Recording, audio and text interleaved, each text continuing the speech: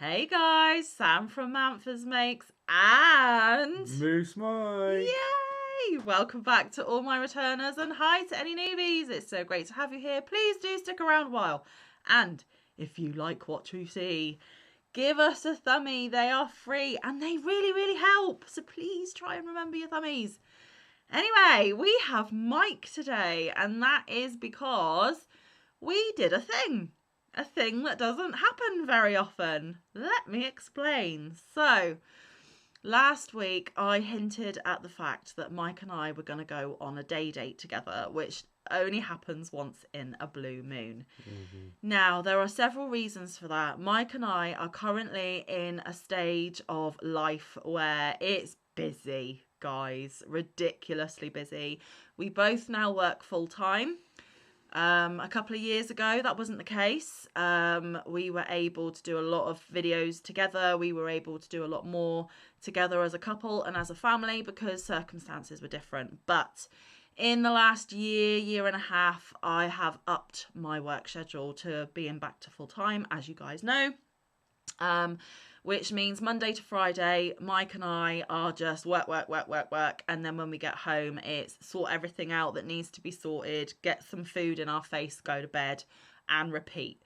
And also in our life at the minute, our kids are getting to the stage where they are older. They have more interests and more commitments. They sometimes have better social lives than what we do. And because none of them, and because none of them are self-sufficient enough yet so that they can get themselves to these things and do these things independently, we have to facilitate that a lot. And actually, Mike facilitates that a lot. Also, because they are at that stage where they don't go to bed at 7-8 o'clock anymore, you know, things like that. It's getting to the stage where, especially on weekends, they're putting us to bed pretty much. So we work all week long, and then on a Saturday and a Sunday, we get everything done that we haven't managed to get done during the week. So things like grocery shopping, cleaning of the house, me making content for the channel for the week coming up. We are just in that busy period of life where it is easy to forget about each other. And it is hard to carve out time to concentrate on each other, to do things together, and to remember that we are a part of it all because it's all work, kids, work, kids. Excuse our tummies. We haven't eaten yet today. We are both really hungry. I know, but I've been doing it in all the videos I've filmed so far today.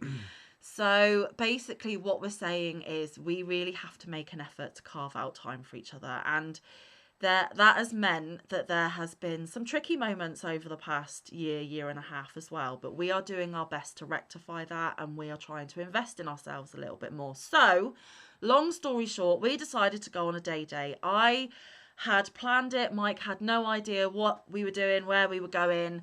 I booked the excursion back at the beginning of May when we were having glorious summer weather.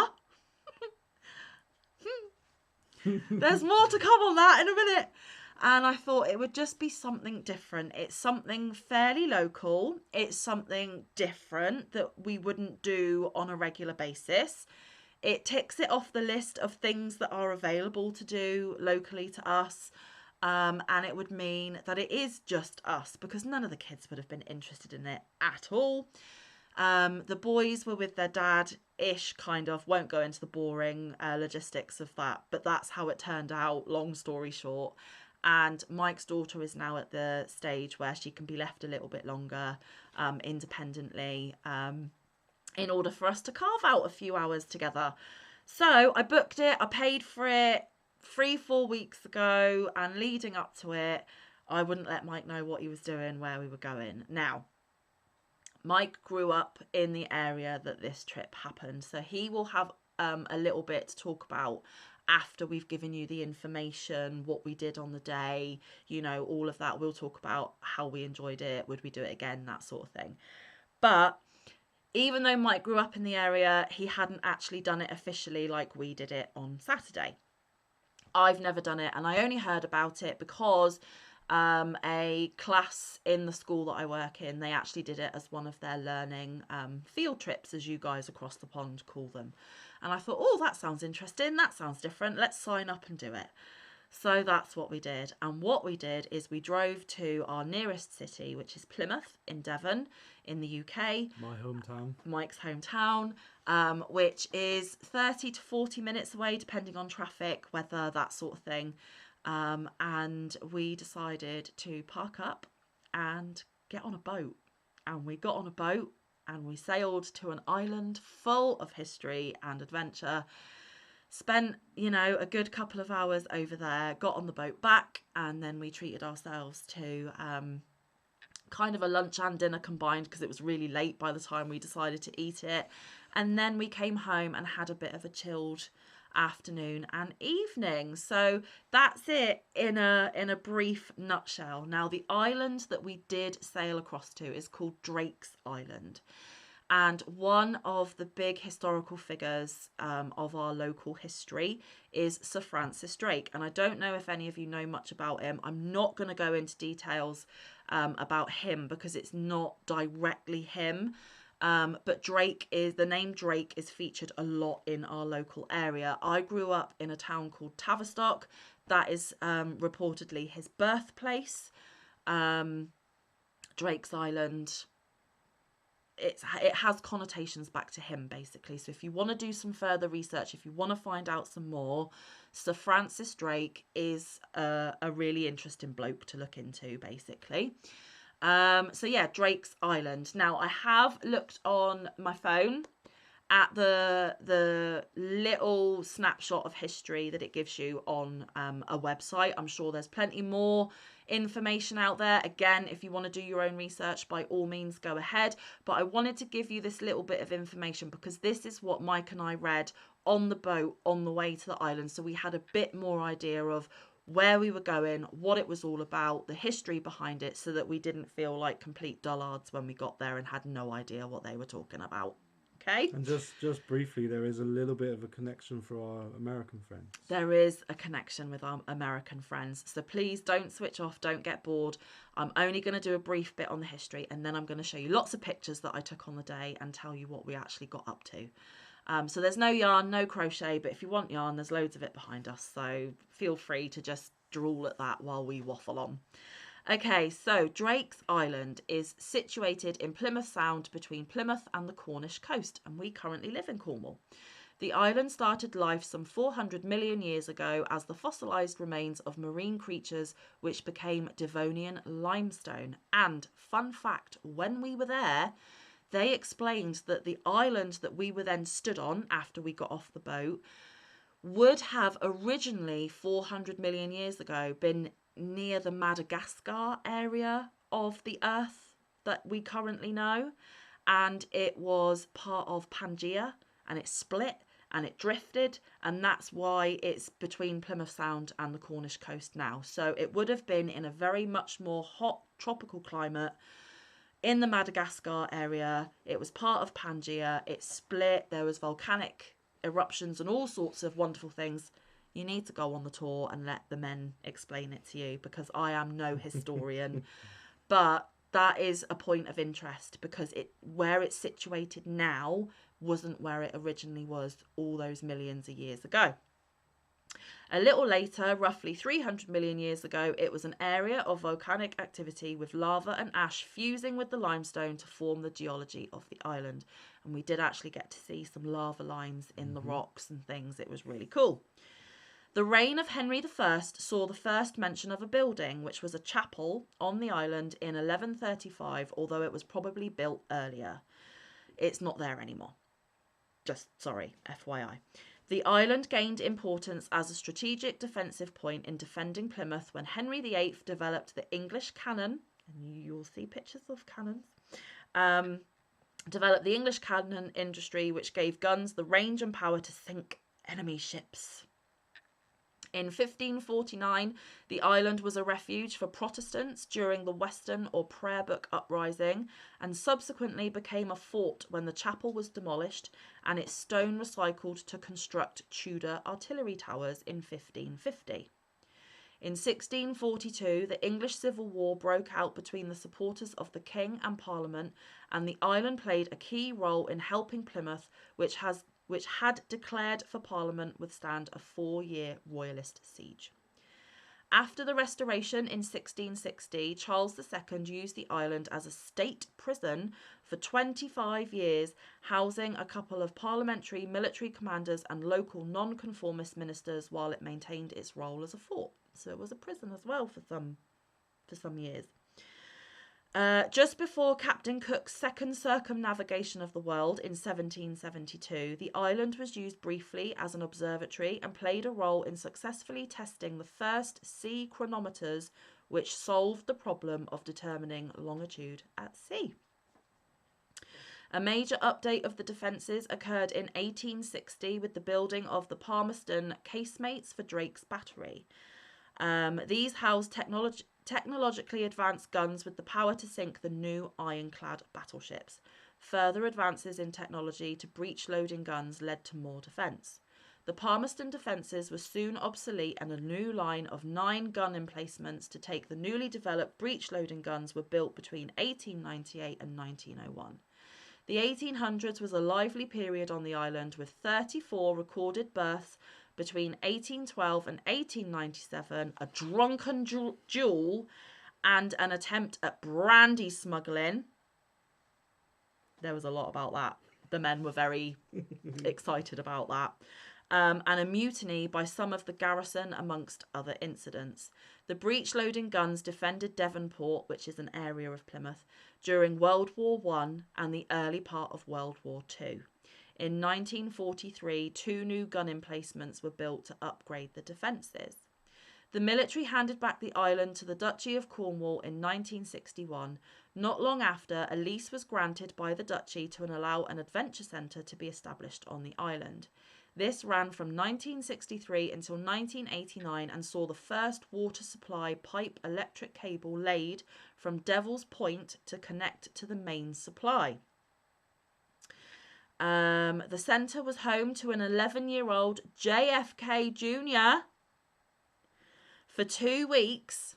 All right, it wasn't long, but 2 weeks in 1971 when he learnt to sail in the Sound. So JFK Jr. learnt how to sail ships in our local area. Did you know that? Did you? The Adventure Centre also greened the island, planting the majority of the trees and wildflowers that can be seen on the island today. In turn, they provide a habitat for insects and the small songbirds we have on the island. We also get ground nesting Canadian geese and mallard ducks from March to June, with cormorants, grey herons and oyster catchers amongst the marine birds that inhabit the rocks around the islands. And there is so much goose poop on that island, it's not even funny. And we were told that sometimes you can see seals on the rocks. There weren't any when we went yesterday on the day of filming this, but oh well. When the centre closed in 1989, the island was put for sale by the Duchy and eventually bought by local businessmen and one-time Plymouth Argyle, local football soccer team, Chairman Dan Macaulay in 1996. He has since passed away. Planning permission was finally granted in 2017. Wanted to put a hotel on there, never happened. Royal Navy veteran and local businessman Morgan Phillips bought the island in 2019 and is the current owner and custodian of the island. Morgan has managed to get parts of the island opened for guided tours because people weren't allowed on there for over 30 years until Morgan got it. So it's now been opened for guided tours, and we have hosted schools like the kids from my school and university field trips as well. So that is a brief synopsis of the island, but he did speak a little bit more about US history, and it was all about the pilgrimage and other bits and pieces like that. And there was so much information given to us in such a small time on this tour that it's really, really hard to pinpoint it down. But that's the reason why there is somewhere in the US called Plymouth, because there was land in America and land here in the UK that were joined it was all connected. There's a lot of history behind it. I know I'm doing a really rubbish job in filling you guys in on the importance of it, but like I said, there's a lot of history, and if we spoke about absolutely everything, we would be here for about 3 hours. We may as well do the tour for you. Yeah. And we're not in a position to be able to do that. But you guys in the US, really try and look into it if you're interested. Do some research on it. You will be able to find the US connection better. There's a lot of other stuff that connects you, like when there was lots of prisoners of war. There were a lot of prisoners of war. And they were all housed on the coast. The Plymouth coast, so like the Devonport and this everything. was back when Francis Drake was around. It was a long time ago. It was, and then the French and the Spanish tried to free you. Yeah. And that island stopped them. Basically. Sorry, but sorry about that. That island is very strategic in war. It is, and it's steeped in so much history. And we were expecting a much bigger island than actually we visited. There were parts of the island, obviously, that we couldn't go to, that hadn't been opened up on the tour. There was a lot of restricted access to a lot of the old buildings that are on the island because they are in such derelict bad condition. We weren't allowed to climb up on anything, you know, the usual, don't poke your head in places we tell you not to, don't stand on things we tell you not to. Because if you were to have an accident on that island, it would be very tricky to get you off, basically. It would either need to be air ambulance or the boats or whatever. And there is only one way onto the island, which is off of the pier that we landed on at the boat, and one doorway, which you will see in the pictures that I will go through in just a second. Like I was saying earlier, I booked it back in the beginning of May when we had glorious summer weather. That is not what we experienced yesterday. We had a very British day out. It absolutely lashed it down with rain. We got so cold, didn't we? Mike doesn't normally feel the cold, but even his fingertips were turning purple, guys. Like, if it had been much longer, we would have really been miserable by the time we left. But we enjoyed it. It was great. It was well worth doing. It was definitely something to tick off the to-do list. And considering it is local history as well as expanded history with a lot of other countries, a lot of your guys' history from the US, it was really, really, really cool. Because now that we know quite a few of you from the US, we have more of a tangible link. Yeah. Whereas if we visited before we knew anybody from the US, it would be just like, oh yeah, America, but very blasé. But now we know some of you, it felt a little bit more tangible and a bit more of a link to you guys as well. So if you want to do the reverse, like I said, check it out, do some research. It is really, really interesting. So we're going to go through some of the pictures that I took, and there are quite a few. Now, if I was a technical whiz and I edited, it would just pop up as we are talking. You know I don't do that, guys. I don't have the want or the capability. So I'm just going to hold my phone up so that you can see it. So before we got on the boat, this is the Barbican, which is the edge of the water. And that is the jetty that we walked down to get onto the boat. And moored up next to it, we wish this was the boat that we went over to the island on. But this is not the boat that we went over on the island. There was a pirate ship. Look. Can you see that pirate ship? Let me get rid of the other. There we go. Wouldn't it have been so cool to have gone to the island in that? Which is what Cornwall is famous for, to be fair. Smugglers and pirates. This is just from the Barbican waiting to get on the boat. That is a different mount. I think that's Fort Bothersand, I believe. So that turret that you can see there, that's part of it as well. Yeah, that's another fortification. It's on the mainland. But yeah, it was part of the strategic area that bombarded ships as they came through. But we didn't visit that. No.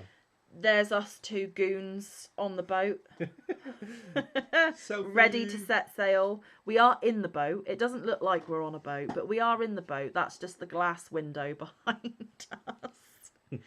This is while we are on said boat. I just thought I would take a picture of other boats out at sea, so you can tell that we are, you know, travelling on the water. There's another picture of that turret that I just mentioned that is on the mainland, but on the other side of Plymouth Sound. There is where it juts out, and there's a little... That one is called Mountbatten Pier. There you go. So there's one of the piers that comes out into the water, but on the other side of where we left from. Mainland. There's a battleship of some kind. I just thought that was pretty cool. Which is on the other side of what we call Plymouth Sound, Yeah. which is a barrier that we've put there. Yeah. It obviously helps with A waves, lot of but it battleships also come up helped- and down that Yeah. waterway. Here is us approaching the island. The glass of the boat was not very clean. You can't really see, but this is us approaching, and there are a few buildings in there, but it's focusing on Mike's head, not on the photo. There we go. We're getting a little bit closer. The boat ride only took, what, 10 minutes? Yeah, not even that. Not even that. So this is the island. We'll be getting off on this pier here. Here are some of the derelict buildings. There's the old boathouse and things here. You'll get to see it much better and clearer in a minute. That's me from one side of the boat looking out through the other side, so you can have proof that we were definitely... It's not going to want to focus. Come on. We were on a boat, okay? This is us kind of manoeuvring up to the pier so that we can get off and onto the island. That is the island that we stepped onto. That is the pier that we got off on. And that's obviously been added on fairly recently for the tour and the field trips to happen. Hang on, I'm going to have a sip of tea. I've been talking too much. I've been doing so many videos today, guys. I'm a little bit... Parched. Yeah. Okay, so the next photo that you're going to see is the old boathouse that was built back when it was an adventure centre. And if you don't know what an adventure centre is, it's basically where children would spend time doing like rock climbing, potholing, camping. Yeah. They did planting of trees. They built some of the things that were there for their time there. There was a gentleman on the tour that was part of that. Yes, it was quite fun that he was there. And what he did when he was part of the adventure centre times is he said that he would just grab a load of rocks and drag them up the beach ready for the rocks to be used in the building of said things. He didn't actually build anything, but that is the boathouse that was built back in 1949, I think they said. Something like that. And obviously it's falling apart now. Yeah. We had a storm in 2014, I believe. Yeah. And it took it out. So it had stood and was fine up until the storms of 2014. Now, obviously, that's going to have to be pulled down or repaired or something. But another thing which you'll see when I show you the pictures of the buildings and stuff in a minute is everything that is on the island is grade 2 listed. It's protected, which basically means that you can't pull it down. No. You have to replace what's already there. Renovate it or repair it. You have to repair or renovate what's already there. You need extensive planning permission to put anything new there as well, which is why it took so long for the permission to be granted for the Wanted Hotel that never happened. You are also restricted as to what materials you can use in the building of structures when it's grade 2 listed. You can't be using your prefabricated nonsense. Nope. And you have to try and use the materials that are already there on the island as well to keep it authentic to, you know, the surroundings. It's British boringness, but it's to help preserve and protect what was once there. It is, in a way, preserving our heritage and everything that went on prior to us.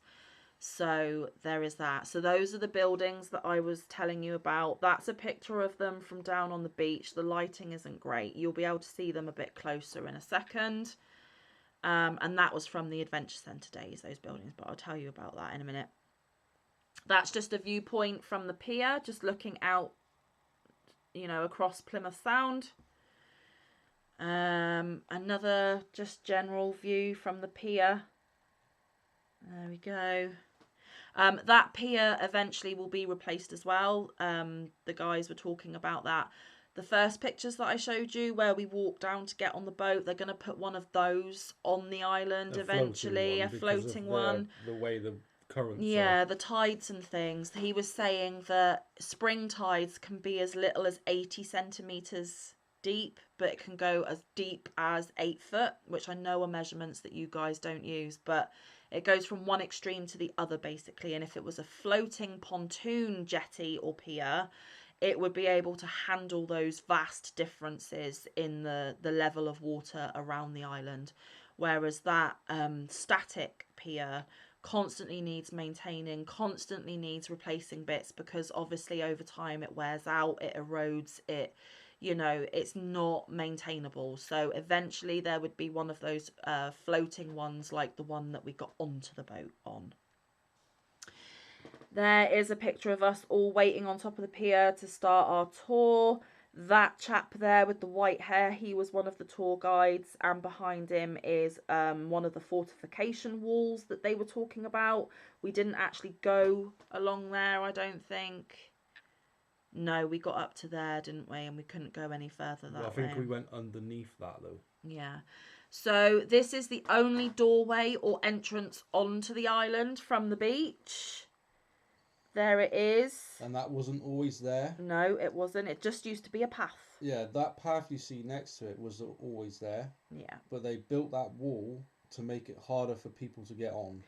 They basically made this island impregnatable, I think he used the word, the impenetrable. Nobody or very few people managed to gain access to that island when it was manned by soldiers and things, because you literally landed on that beach and you just had a sandy path up to the top of the island, which when they built these walls, and when you see the other bits and pieces as we go through, when you were at that doorway that wasn't actually there, or when they had built that doorway, they obviously had soldiers all the way on the top looking down, and you were literal targets. You were sitting ducks. You probably wouldn't even... We'll get to that bit in a minute, but yeah. Basically that wall was an artificial cliff.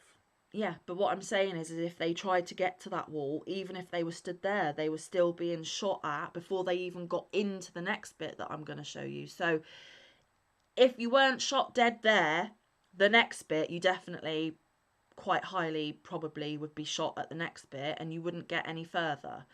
And I didn't manage to get a picture. This here, where this archway is, was a tiny, like little square courtyard type thing. That arch for a long time was rumoured to be a Tudor arch. It's been proven that it's not. It's local craftsmen that have built that. Again, a lot of controversy about the architecture, how old these walls are, how old the buildings are. There's been a lot of controversy about all of it, because they have actually only recorded history of the island for the last 1,000 years. Prior to that, there's no documented history about the island at all, other than what logistically, from what we know about what was happening everywhere else, would fit into the chronological time frame of the island. There isn't actually proof. It's apart from 1,000 years up until now, and obviously they are logging everything now way better than they ever did 1,000 years ago, so it's very patchy, very sparse, a lot of assumption. So he did say you have to take a lot of what we're going to be talking about today with a bit of a grain of salt, because we cannot categorically say this is definitely, that definitely happened, that person was definitely here, etc. It's just what they've managed to glean from research, from people testing the rocks, people, knowing about all the wars that were going on in some of the years that I read to you, 15 something and 11 something and all of that. From what we know about that and where Drake's Island is situated, we can only come up with a logical guess as to what was going on. But it was still really fascinating. But if you were stood in this courtyard, if you had managed to get through that one doorway, you would probably meet your end there, because again, up on top of those battlements and on top of those walls, there would be soldiers. It was basically made into a firing pit. Basically, and sorry to be brutal, I know some of you are sensitive about violence and things, but war is still ongoing and will forever ongo, people. We're not getting political, we won't ever share our views on anything like that, but war is inevitable forevermore, because there are always going to be groups of people that want to fight each other, essentially, because they think they're right, the others think they're right, they battle it out. But yeah, that was basically a death pit, and I think it's a good time to bring these in, because we were told that we would find these on the island everywhere. They're not back from the days of Sir Francis Drake or anything like that. Drake's Island currently is also used as the last test location for people in the Green Berets, which are commandos. Commandos, yeah. All of our youngsters who want to get into the Green Berets, the commandos, they go over to Drake's Island and do their last military test. And that is where they use their ammunitions, their weapons and things like that. They try and pick up as much as they can after themselves as possible. But obviously, if you've just had, you know, a probably very well organised and not fatal gun battle, obviously, because we want our Green Berets to actually go and help, there will be lots of bullet casings that you will find on the island. And we were lucky enough to be able to find a few.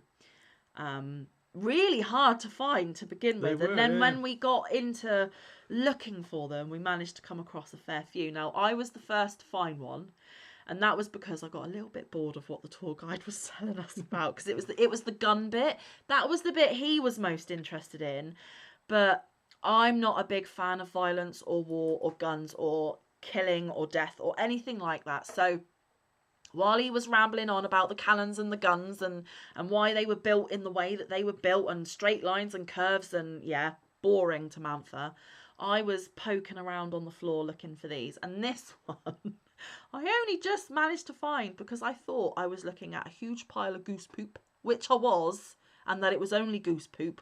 And this was lying right next to it. So I was the first to find one. And then as Mike and I were going around, we found a few more. We obviously had to check with the tour guides that they were safe, that they, you know, had been spent and there wasn't any gunpowder or anything left in them, which these are safe. They are not going to explode. They are not going to cause any damage. They cannot be used again. They are just souvenirs. Now, normally when I go somewhere new, I get a fridge magnet. There is no gift shop on Drake's Island. There is no running water. There is no electricity. There is no cafe to have a coffee and a slice of cake. There is nothing, okay? So the fact that I couldn't get a fridge magnet, I got some bullets instead. Okay, so that is the fake Tudor arch, the last photo that I the last photo that I showed you. This is where we got up past the Tudor arch and we're up where those old derelict buildings are, looking back down to the water. It's quite a nice view. This shed looking building here is a compostable toilet. They had one for men, one for women. Yes, someone has to empty it by bucket. No running water, remember? So I decided that I could hold my toiletry needs until I got back to mainland. And so did Mike, actually. So these are the old derelict buildings that we were talking about. These were, they were used for the Adventure Centre, but prior to the Adventure Centre, they were used as part of the garrison and stuff for the soldiers. One of the buildings, which I'll show you in a minute. So we were told that that was the canteen, that was a tea room at some point, and something else. There was all sorts going on. There was all sorts. Even with the brandy smuggling that was happening there. Where we were stood, this would be like the market square. It was all military. All military, obviously, all the soldiers. And they were talking about the brandy smuggling, and they were talking about how you had so many somethings, and if you wanted extra it would cost you. Basically you had to give up some of your privileges in order to have it. It was like points, didn't it? Yeah, so there was like a point system and all of that. So there was a lot of history. That's back down looking at the steps again. That was the governor's house, so that's where the important military people spent their time. Apparently there was a library in there. Yeah, and it was also before that. It was a prison for the political Civil War people. Yeah. And the English Civil War people. Yeah. And this has got nothing to do with it. And if any of the people that were on this tour watch this video, I apologise for what I'm about to say. There was no way that I could get plenty of pictures for you without including people. Did I ask permission to have their photo taken? No, but everyone else was taking pictures of us as well, so it's all good, okay? But this bloke that I'm going to point out to you now looks like a cross between King Charles and his dad. You can't really see it clearly. It's this guy here sat on the railings. He looked very much like King Charles and Prince Philip. It was just a fun fact. I only twigged right at the end of our tour, and I'm like, babe, do you know who he reminds me of? Now, this here, we didn't know what it was while we were up there looking at it, but we found out what it was when we were down in the tunnels underneath. We got to go down in tunnels and all sorts, guys. It gets more interesting, I promise. That little stone mushroomy looking thing with the hole in it, that was the light source, am I right? No, it's or part ventilation. Of the Ventilation, I do apologise. So when you're down in the tunnels, you obviously need free-flowing air from the world to get down into those tunnels. And that was part of the ventilation And there's system. more of them, but we only saw the one. Yeah. Now, all of these buildings are right up at the top of the island.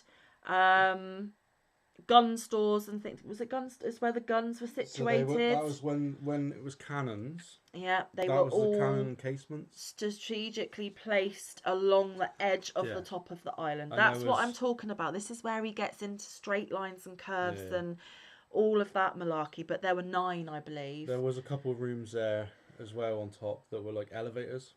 Yeah, I think that's gunpowder and stuff. I think that's a further picture. These ones that we're looking at in that photo are where the cannons were housed, and I believe there were 9 around the circumference of the top of the island, so that the island was protected from all directions, basically. Obviously, barred off, cordoned off, couldn't go in. That's just another picture. We weren't allowed to climb up on there or anything, but I just, pictures of the scenery. He did explain what it was, but I didn't remember all of it. Now, this is one of said cannons. There are better pictures of it to come. As you can see, it's pointing right out into the water. Which was invented by the Tudors, I believe. In Henry VIII's time. Yeah, and then modernised by Victorian times with the... I'll show you that bit in a minute. So, originally Tudor, then I showed you, this was, I think, some of the elevators down there, because obviously you needed to get ammunition up to the top of the island, and it was stored down beneath in the tunnels, so they had to come up with a pulley, elevator-y type system. That's looking down the barrel of the cannon. I just thought, why not? And this is what Mike's talking about. So originally built by the Tudors, modernised by the Victorians. And that is where they had like a metal strip that's in a circle. And the wheels on the bottom of the cannons are basically like our grocery trolley wheels. They're like train track Yeah, wheels. it's like train wheels where there's a groove in the curvature of the wheel where that metal strip would roll over, and there's also what looks to be measurement markings around the outside as well, so that they could get the right angle, the right vantage point, all of those things. So this is what I'm talking about. So this is underneath the cannon. There's the metal strip that this wheel rolls around so that the men could turn the cannon 360 degrees. And there is like the ruler markings so that they knew that they were pointing in the right direction. And I think he said it took 6 men to turn a cannon. Yeah. Something like that, because they were so heavy. 6 men to operate the cannon. It was... But to turn it, because it's heavy as well. It was, yeah. And a man cranked it. Well, others pushed it and stuff. And then 2 others made it up and down. Yeah. And then there were 2 men loading it. And then here were 3 more cannons. That obviously isn't where they were originally situated. They would have been in those housey buildings that I've just shown you, but they've obviously pulled them out and put them on the ground for us to see. Now, this here doesn't look like much. There's Mr. Tour Guide again. I think he was called Chris. This here, I just thought was a bunker of some kind with foliage growing over the top, but actually that's how we went in to go down to the tunnels. I was like, oh, we actually get to go underground. I didn't realise that we were able to go underground. Yeah. And fun fact, oh, have you finished yours? Yeah. Fun fact, they also hold, and again, if you're highly sensitive to occult talking or spiritual, ghostly stuff, put your fingers in your ears for 2 minutes. They do ghost hunts there. And Mike and I are seriously considering going back on a ghost hunt because you get to go hunting for ghosts down in the tunnels. I haven't done that yet. If we do, we'll let you know how it goes. But yes. We did get told a couple of ghost stories while we were down in the tunnels as well. Our tour guide really doesn't believe in it. Mike's a skeptic. I fully believe in it. I have seen and experienced way too much not to believe. I am fully aware there are ghosts on this plane. Anyway, that's where we went down. And that's me in the black. Oh, yeah. This is Mike. Mike here. And that's going down into the tunnels. I'm just going to swipe these, I think, because there are a lot of... So these are just rooms. Now, it looks like it's fully lit. No, it's not. Mike had to use his phone torch. And I had to use the flash in order for you to see anything. Because this would be pitch black holes otherwise. Oh, wrong way. And, you know, just different bits of the tunnels, different rooms of the tunnels. Again, we are in pitch black, guys. This is not lit at all. That's one of the elevator shafts that we were talking about to get all the ammunition up and down as needed. Really creepy rooms, not gonna lie.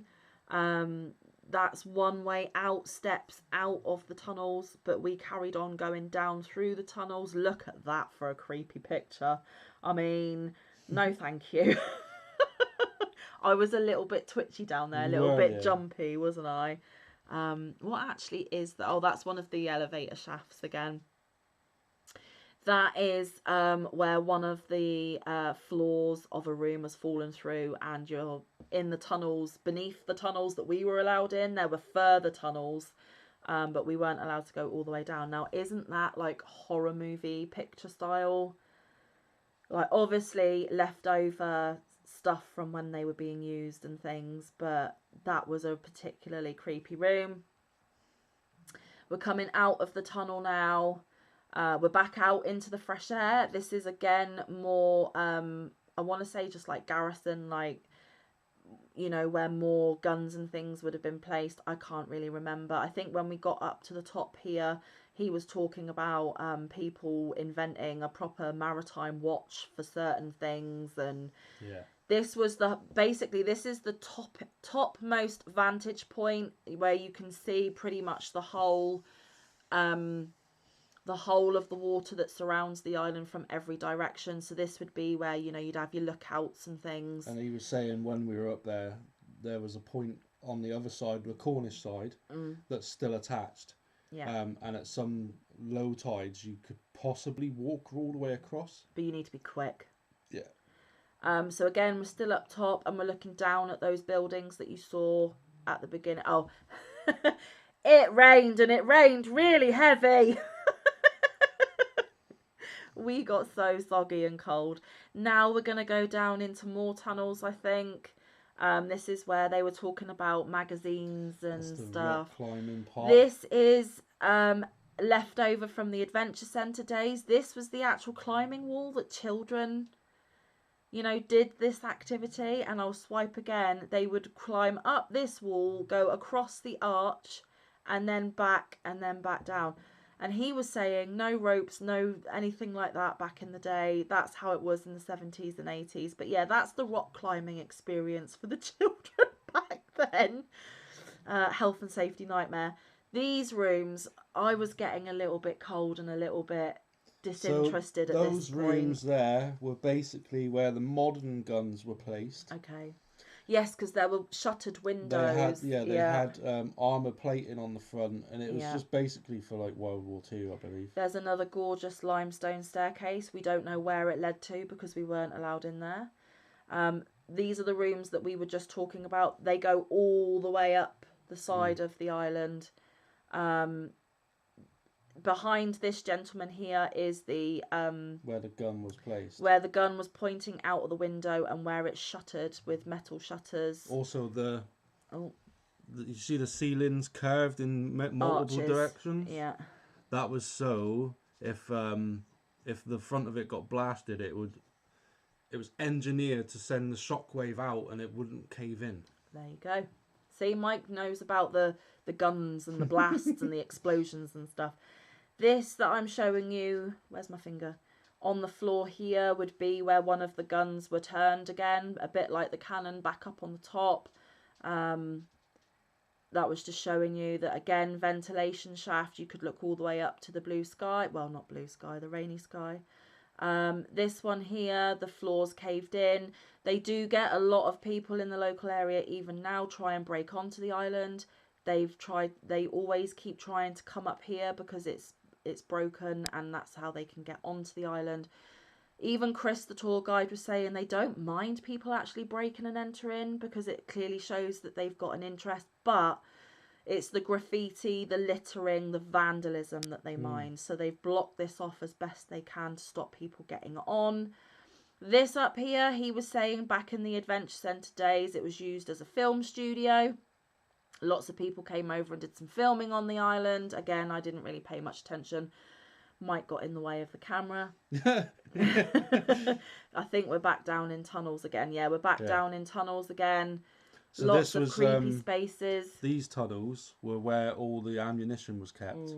There was one set of tunnels that were for the gunpowder experts and the people that were looking after it, and then the adjacent set of tunnels next to it was for the lighting. Yeah. Because they only had lamps, they weren't allowed to be on either side. No, because you go boom. Yeah. But the magazines were held in some rooms, and the shells and the gunpowder were held in another, and things. But it was oil lamps. That's what he's showing here with his torch. So there's tunnels behind that wall. Yeah, which would be where the lighting is. People making sure that the lamps were always lit, the wicks didn't burn down because it was gas lanterns and they were all glassed off. They were glassed off because here where we're standing is where all the ammunition is. Yeah. And if, sparks from gas lanterns and things, you go boom, people. But yeah, that's what he was showing there. More creepy tunnels, even more creepy tunnels. And that's where he shone the light from another direction to show how it would be lit. And the holes and things were, again, for ventilation and stuff, for the fresh air from above ground to get in. Isn't that a tunnel that you really don't want to walk down? Creepy, creepy. I got such a bad feeling in that tunnel. I didn't like that one. More tunnels. Yeah, so those skinny tunnels are the lighting tunnels. Yeah. This is where we're in, like, some of the bigger rooms and things. That's underneath in the tunnels, but some of the bigger rooms. And as you can see, there's still chairs and tables left from the Adventure Centre days. Now, it closed in 1989, and we were there in 2025. So children have not sat in those chairs for many, many years. A year after I was born. Yeah. So for over 35 years... those chairs have just been sat there. It really creeped me out. I was expecting to hear a ghostly child's voice say, "Want to stay and play?" It's like, yeah, Manfa, you've watched way too many horror films. But more tunnels. It was really fascinating, guys. As you can see, it's all in really poor condition. It all needs, a good state of repair. There's the bullets that I've physically shown you that I found. Oh no, there is still more. Sorry, Mike, I know you're having to bend off camera. Back out at the top again, different viewpoints of different areas of the island. And that's the boat we got there on and went back on. Just a tiny, tiny little boat. So there you go. That is a whistle-stop tour of Drake's Island through the eyes of Manfa, because Mike doesn't take photos. Mike doesn't catalogue any of his experiences for memories. That's Manfa's job. But I also knew that we were going to come on and we were going to do this video today, because even though I'm a crochet and yarn channel, I always keep saying to you guys, I don't really have a lot to talk about, because it's just work and kids and family and chores, basically. That is 95% of Mike and I's life. So I really wanted to share that day date with you, not only to prove that occasionally we do go on adventures, we do spend time together once in a blue moon. Probably won't have another one of them for another 6 months, but you know what, we'll try. And we just thought that because a lot of our watchers are from the US, and there are US links in there as well, that it might be somewhere that you want to know a little bit more about and share our experience with. I know myself, when I watch my podcaster friends, they take us for a drive. I find it, you know, intriguing to see the different sceneries and the different places that you guys go. Different places that I'm probably never going to get the chance to visit, just like you're probably never going to get the chance to visit Drake's Island. We took you with us, and I want to do that a bit more. I want there to be a bit more life stuff on the channel, because like I was saying to Mike when we were driving to the boat, in years to come, I can look back at some of these videos and go, oh yeah, I remember when we went to Drake's Island. Or the kids, after I've gone, they may look back on older videos that I put up, and it'll be a comfort that their mum lives on her channel forever on the internet, even though I physically have shuffled off my mortal coil and I'm elsewhere now. You know, it's documenting life as well as hobbies, crafts, passions. I want to put a bit more of what we do from time to time into the channel, because it's important. It's heritage, it's memories, it's time spent on this earth. So if this wasn't your thing, I really, really do apologise, but it's my channel and therefore my choice what I decide to post. It was a way of getting Mike back on for a video, because that very rarely happens anymore. So we're just going to finish off with how we felt about the day, you know, any information that we've got that we haven't already mentioned, and bid you farewell, basically. But we just wanted to share our adventure with you. So Mike, how did you find our day out? I enjoyed it quite a lot, actually, and for many reasons. It's part of my heritage, and it's where I grew up, and I never got to see it when I was growing up, because obviously they closed it down.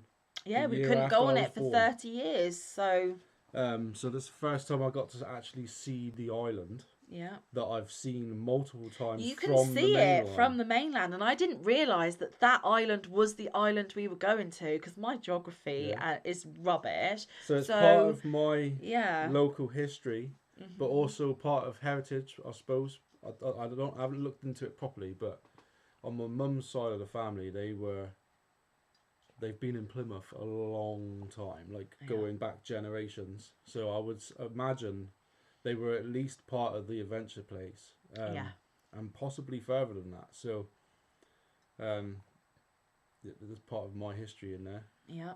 Family history. The other half of my family, they're from Scotland, so who knows? But yeah, there was that. I enjoy looking at wartime stuff. He's a man. It's very male friendly, most of the history that we get told. And for a lot of it, I wasn't even listening. I was just looking for bullets. But he still enjoyed it. I still enjoyed it, and I listened to quite a bit of it. There was, like I was saying, with the war stuff, like with the American history in it, I was listening to that quite a bit. And the fact that after the fact that the French and the Spanish tried to get to them and save them or release them so that they could defeat us and couldn't, we shipped them further inland. Yeah. And we purposely built, or we put them up there with a prison The prison I used to work at. And they built it.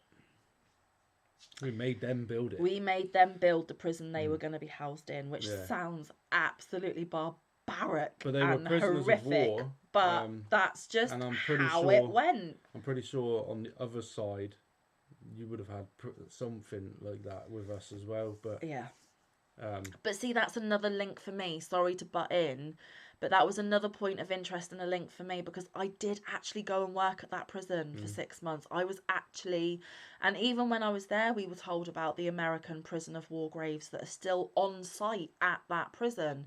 So it's just all so interconnected and personal to us for different reasons, and only... Like, the prison connection for me is a recent one. If we had gone last year, that wouldn't have resonated with me so much, but it did. So it was a good, timely trip, I think. I listened to how that island was, how strategic it was. Like, so it's actually in a river. It's not in the sea. It's in the mouth of 2 rivers. And there's only one way that boats can get in there. And we blocked everything else off. The River Plym and the River Tamar. Yeah, and it's got to go round. It's got to come round the barrier that we built out at sea. Being bombarded by the forts that are on there. Yeah. And then the forts that are on the Cornish side. But it can't carry on going down that side. It's got to come back round the island. Yeah.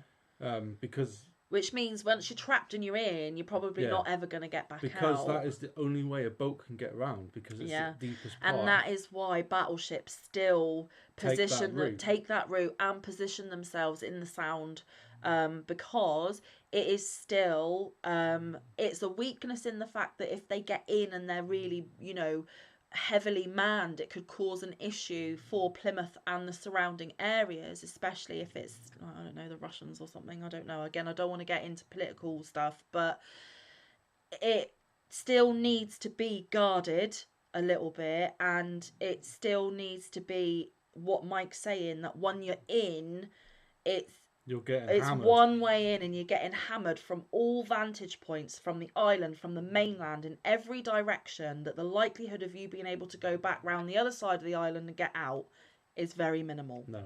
And then the dockyard is in the Tamar River, further up. So you've got the actual so if you do military dockyard on the other side. If you do get past that island, you're not You've getting then any got further. the military in the dockyard to contend with. Yeah. So I wouldn't try and take over Plymouth if I were you, because you won't be very successful, is all I'm going to say. So from that point of view, I can see why Mike really kind of got behind, that kind of side of it. For me, it was, the kings of the past and Sir Francis Drake and the smugglers, and even the kids. I liked all that as well. Even the kids at the Adventure Centre, all the way up until as recent as 1989, because I was born in 87 and you were born in 88, and I can imagine that if that Adventure Centre was still going at some point in our childhoods, we would have gone to that Adventure Centre, because it was a massive resource for the local area,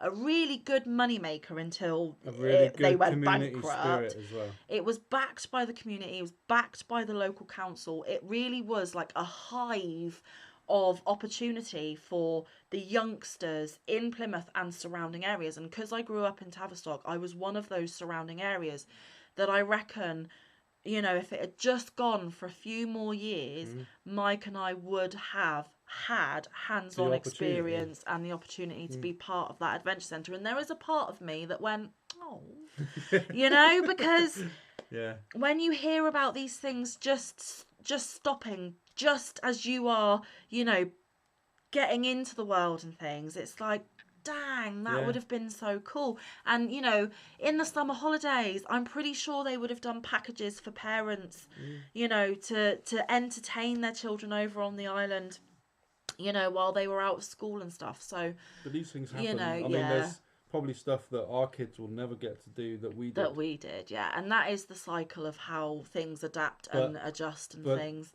Did not know that JFK Jr. learnt to sail in the Sound. Learnt to sail here. That was something that was never said about until I suppose because we had to go to that island to find Yeah. out. But Drake, Definitely. Sir Francis Drake in Plymouth has been It's talked about a huge. lot. Yeah, the A Mayflower lot. steps, because Yeah. one of his It was famous his. ships was the Mayflower. Yeah. And he did have a boat. What was it called?